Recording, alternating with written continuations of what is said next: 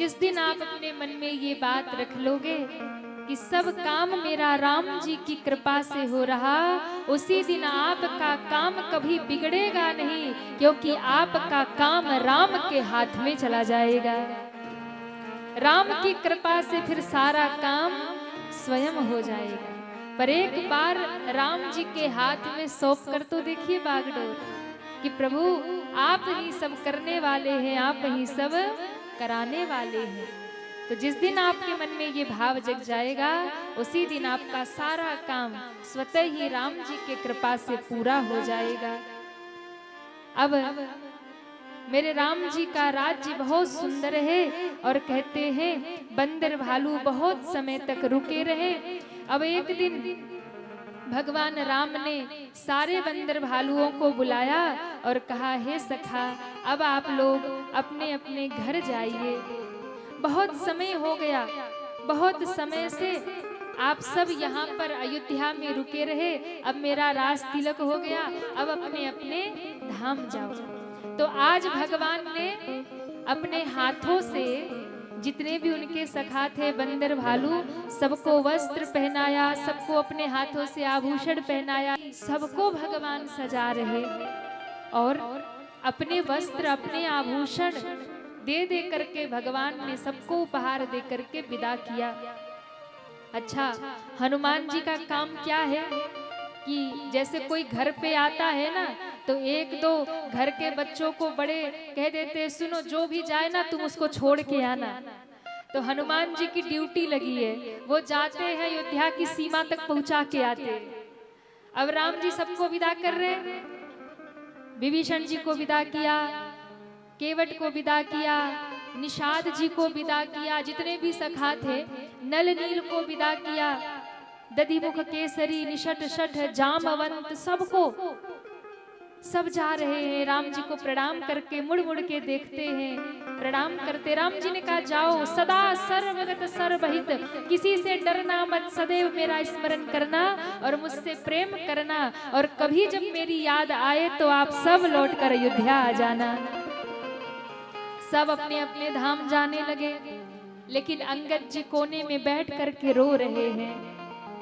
अंगद जी को लगता है एक बार रघुनाथ जी अगर मुझे कह दे कि अंगद तुम यही रुक जाओ तो मैं यही रह जाऊं, एक बार यदि कह दे।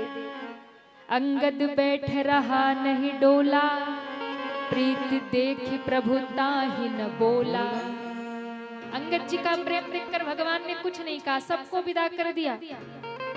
तब अंत में अंगद जी की ओर जब भगवान ने देखा, तो अंगद जी ने भगवान के चरण पकड़ लिए। प्रभु मोरे तुम प्रभु गुरु पितु माता,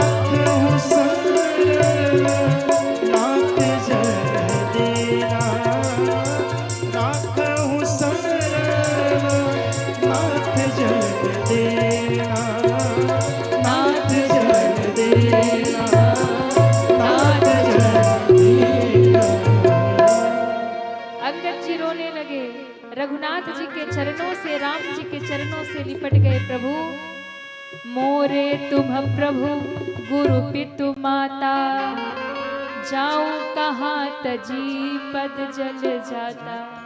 आप मेरे माता पिता गुरु सब हैं, हे नाथ, आपको छोड़कर मैं कहाँ जाऊं। अब राम जी को थोड़ी दया आई, क्यों? अंगद के पिता बाली को राम जी ने मारा है, लेकिन मेरे राम जी का न्याय देखो, बाली को मारकर सुग्रीव को राजा बनाया, लेकिन सुग्रीव को कहा, सुग्रीव बाली को कहा, बाली तुम चिंता मत करो, मैंने भले ही सुग्रीव को राज्य दिया, मैंने न्याय किया। क्यों? तुमने अपने भाई को मार करके राज्य से बहिष्कृत कर दिया, इसलिए मैंने तुम्हें दंड दिया। तुमने इसकी संपत्ति छीन ली, पत्नी छीन ली, इसलिए मैंने तुम्हें दंड दिया धर्म की स्थापना के लिए। पर बाली, तुम चिंता मत करना, राजा भले ही सुग्रीव रहेगा, पर युवराज हमेशा अंगद ही रहेगा।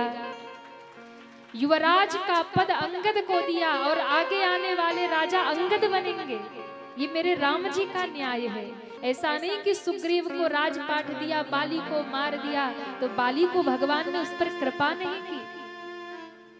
अंगद जी ने रोक के कहा, प्रभु मेरे पिता का जब अंतिम क्षण था तो बाली ने, मेरे पिता ने मुझे आपके चरणों में सौंपा था और कहा था, हे अंगद, आज से तुम्हारे माता पिता गुरु अगर कोई है तो रघुनाथ जी हैं। अपने बच्चों को सौंपना है तो रघुनाथ के चरणों में सौंप कर जाना। आप लोग क्यों रोते हैं कि हमारे जाने के बाद हमारे बच्चों का क्या होगा?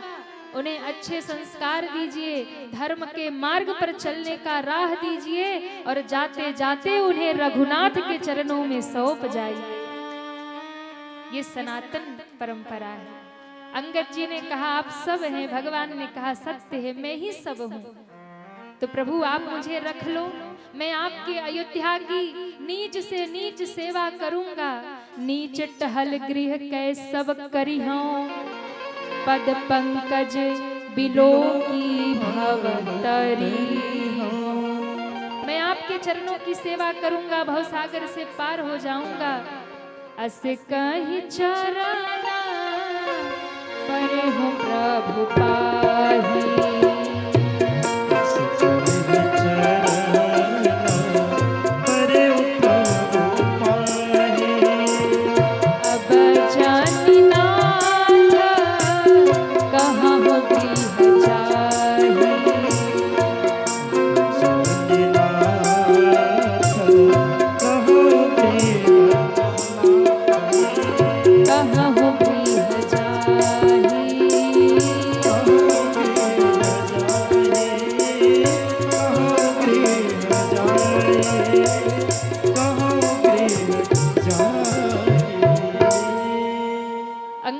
प्रणाम करके कहा, हे नाथ, मैं नीच से नीच सेवा करूंगा, बुहारी लगा लूंगा, जो आप कहेंगे मैं कहूंगा, पर प्रभु चरणों से दूर मत करिए।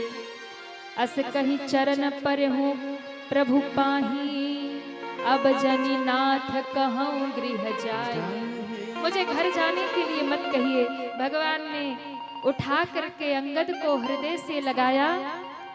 निजउर माल बसन मनी बाली तनय पहिराई, विदा किन्नी भगवान तब बहु प्रकार समझाई। देखिए, जो सौभाग्य अंगद जी को मिला वो किसी और बंदर भालू को नहीं मिला। भगवान ने क्या किया?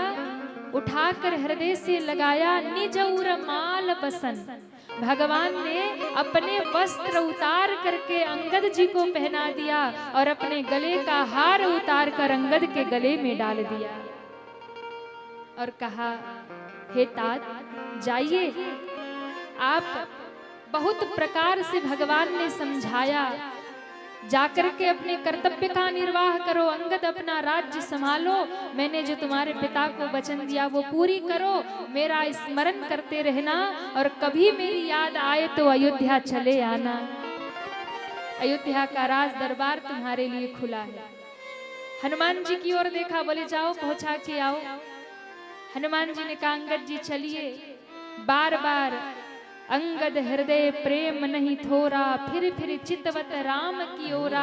बार बार मुड़कर भगवान को देखते हैं, प्रभु का हंसना उठना बैठना याद करते हैं और कहते हैं, प्रभु आप यदि मुझे अपने चरणों में रख लेते तो मैं आपके घर की हर सेवा करता। इससे बड़ा सौभाग्य मुझे और क्या मिलता? इससे बड़ा मुझे सौभाग्य और क्या मिलता? तेरे दरबार की चाकरी। मेरे राघव तेरी चाकरी सबसे ऊंची है सबसे बड़ी। मेरे राघव तेरी चाकरी सबसे ऊंची है सबसे बड़ी। मेरे राघव तेरी चाकरी सबसे ऊंची है सबसे बड़ी। सबसे ऊंची है सबसे बड़ी। सबसे ऊंची है सबसे बड़ी। हरि बोल।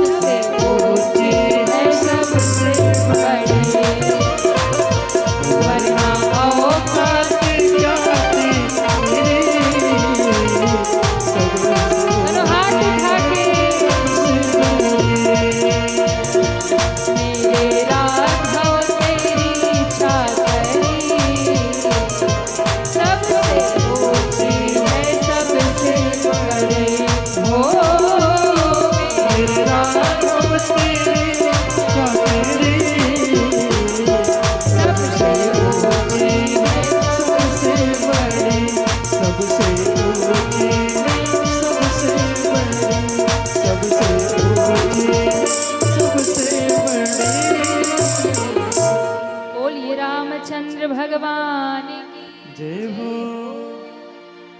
अंगद जी विदा हो गए, हनुमान जी रुक गए। बहुत सुंदर कथा राम जी ने एक दिन सबको बताया कि मैं भगवान हूँ। भरत जी ने संत संत का भेद पूछा है, वो भी बताया। शिव जी ने कहा अब क्या कथा सुनाऊं। भगवान ने सबको गति दी, सबको अपने धाम ले गए और 4 स्थान पे कथा चल रही है। 4 घाट मानस में बताए गए हैं, 4 श्रोता 4 वक्ता। शरणागति घाट पर काशी में गोस्वामी तुलसीदास जी 80 घाट पर कथा विश्राम करते हैं। दूसरा घाट प्रयागराज में याज्ञवल्क्य जी भारद्वाज जी के यहाँ कथा विश्राम नहीं करते हैं, वो कथा आज भी चल रही है। कैलाश पर भोले बाबा माँ पार्वती के सामने कथा विश्राम करते हैं और गरुड़ जी महाराज के सामने कागभुसुंडी जी नीलगिरी पर्वत पर कथा विश्राम करते हैं। अब सबने कथा विश्राम कर दिया तो मैं कथा क्या गाऊं, मैं भी अपनी कथा विश्राम करूं। 7 दिन से झाबरा में गा रही राम कथा को अब हम भी विश्राम करते हैं।